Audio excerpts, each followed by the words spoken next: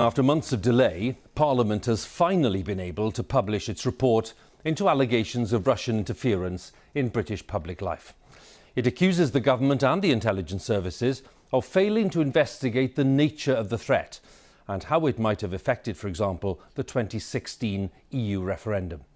The findings by the Intelligence and Security Committee say ministers and officials were playing catch-up despite suggestions of interference in the previous referendum on Scottish independence in 2014. Downing Street denied it had badly underestimated the threat from Russia. Our political editor, Laura Kuenssberg, has more details. Here we go. 9 months overdue, after years of suspicion. Finally, in black and white, Parliament's independent verdict on how Russia threatens the UK. But rather than explosive new facts, a different finding. Shocking. The outrage, astonishing. There was reason to fear Russia might meddle in the biggest decision in decades, the EU referendum. But evidence of that, the government didn't seek and didn't find. The UK government have actively avoided looking for evidence that Russia interfered. We were told that they hadn't seen any evidence, but that is meaningless if they hadn't looked for it. The committee found it astonishing that no one in government had sought beforehand to protect the referendum from such attempts or investigated afterwards what attempts to influence it there may have been. The outrage isn't that there was interference. The outrage is that no one has wanted to know if there was interference. Successive governments have welcomed Russian oligarchs and their money with open arms. And there is a lot of Russians with very close links to Putin who are now very well integrated into both UK business, political and social scene. Is it your belief that the government deliberately looked the other way?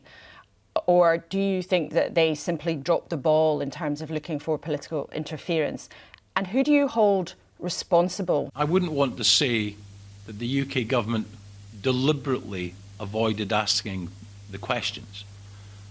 But nevertheless, they did avoid asking the questions. The security and defence, I think, of not only our democracy but our people should be the first role of government. The government here have clearly let us down.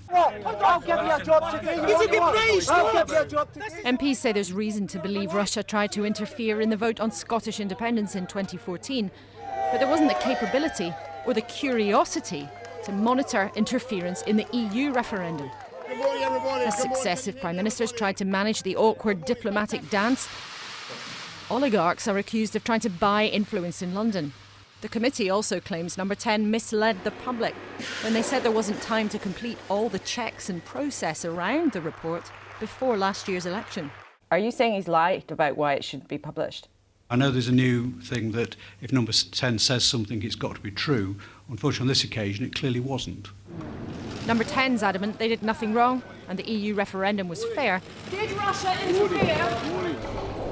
And the Foreign Secretary, with his American counterpart today, rejected the committee's claims. Russia is a top national security priority. We call out Russia when it's necessary. We've shown that we are not for a second complacent about the threat Russia poses when it comes to cyber. Labour's echoing the committee's call to investigate now what went before. The report is quite damning. It paints a very bad picture of a government that was far too slow to wake up to the threat posed by Russia towards our democracy, far too slow to take the actions required. Well, good morning, everybody. And yet as Cabinet met in person, spaced out today, in the gilded caverns of the Foreign Office, it was clear the government wants to move on, with little desire to dwell on this awkward subject. Laura Kuenssberg, BBC News, Westminster. Well, as we heard there, today's report by the Commons Intelligence and Security Committee described Russian influence in the UK as the new normal and said that successive governments had welcomed rich oligarchs with open arms without asking too many questions about the source of their wealth. Our security correspondent Gordon Carrera has more details. The UK is one of Russia's top intelligence targets, today's report said, but it questions whether the country is equipped to respond. The report details Russia's aggressive use of spying, especially in cyberspace, stealing information. It points to its use of assassination, going after Russians abroad like Sergei Skripal, poisoned with nerve agent in Salisbury in 2018. And most significantly, it points to a long-running campaign of political interference, meddling in events around the world. This Russian campaign is the new normal, we were told today. But the report also says the UK has been slow to respond. It is tough on Britain's spies, saying they treated the task of defending the democratic system like a hot potato, with no one wanting to take charge amid competing demands like stopping terrorist attacks. But the real criticism is for government, for failing to give the spies clear direction, and as well as not investigating recent events like the Brexit referendum. The report also says there was a longer-term problem of not seeing the challenge from Moscow. The killing of Alexander Litvinenko in London using radioactive polonium 14 years ago was a clear indication of the danger, the committee said. But it was a warning that went unheeded, his widow told me. Do you feel that Britain failed to learn the lesson of what happened to your husband in 2006? Unfortunately, I would like to say yes. And because it was not strong reaction after that, we received Salisbury. Now we're discussing about hacking and attacks to try to get a vaccine from British scientists. Why has there not been a tougher line? The committee says Russian money has been allowed to seep into public life, what it calls the London laundromat, recycling illicit cash, while powerful oligarchs aid the Kremlin. All of this buys Moscow influence, according to one witness who gave evidence to the committee. There's a lot of Russian money sloshing around London, and it creates an enormous conflict of interest. And that conflict of interest creates political pressure. And I think the reason why things haven't been done is because there's too many people who are feeding at the trough.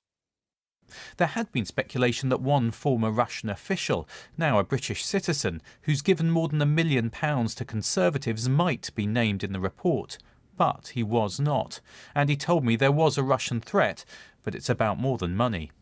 It's not a report about me. It's a report about us. Because they are really threat. Russian threat exists. That's absolutely. As my point is that what is the most serious threat is cyber attack.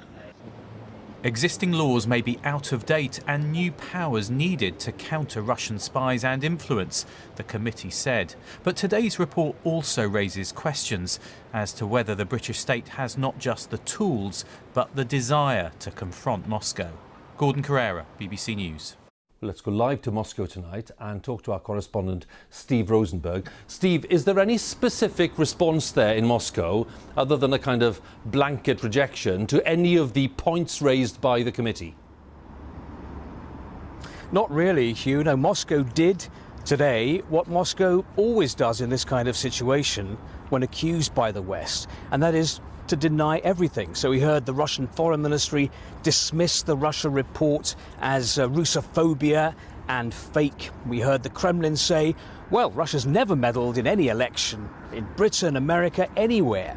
But I think privately the Russians will be quite pleased with the contents of this report because Russia comes out of it looking strong. I mean, listen to some of the language used to describe Russia. An accomplished adversary, a highly capable cyber actor. In comparison, Britain looks weak in face of the Russia threat. So will Vladimir Putin be quaking in his boots? I don't think so. I think more likely Russia will look at this report as evidence, as proof that its methods are working. And that means that we can expect more attempts by Russia to undermine Western democracies, Western institutions, to sow division amongst Western allies, because that's how Moscow believes it can gain a geopolitical advantage. Steve, many thanks again. Steve Rosenberg there, our correspondent in Moscow tonight. Well, as we saw, the Russia report featured in today's news conference involving the Foreign Secretary and the US Secretary of State, Mike Pompeo, who's been visiting the UK. Mr. Pompeo said that in his view, China was a greater threat to stability than Russia. And he congratulated Boris Johnson on the recent decision by the UK to stop using Huawei technology, that's the Chinese technology giant, in the new 5G mobile network. Our diplomatic correspondent James Robbins was monitoring the events today for us. What did you make of the exchanges today, James? Well, that's right. Mike Pompeo heaped praise on Britain, on Boris Johnson, on Dominic Raab for shutting out Huawei. Well done, he said. And Dominic Raab looked a bit uncomfortable at that, I think, sensing the trap that people would perceive that as evidence of Britain as America's poodle. So he stressed in return that the Huawei decision was based on what the Foreign Secretary called the reality of US sanctions. Mike Pompeo invited Britain and others who want to uphold shared values to join a coalition against China in a new Cold War. Now, Britain really doesn't want to be put in that position. Mike Pompeo is a well-known Sinophobe, a hater of the Chinese Communist Party. Boris Johnson has made clear that he is not a Sinophobe, wants to engage, wants to keep open vital trade and investment links. So you can see a tension there. Yes, Britain has taken measures against China over the Uyghur Muslims and over Hong Kong and the suppression of freedoms there, but it hasn't yet moved to the position it's taken up with Russia of naming specific Chinese individuals, which would certainly open up grounds for even greater retaliation. I mean, it's been an extraordinary day. How to deal with Russia, a threat, but a declining power with a shrinking economy. How to deal with China, a rising power, which will almost certainly eclipse the United States in the second half of this century. Fascinating, James. Thanks very much again. James Robbins there, our diplomatic correspondent.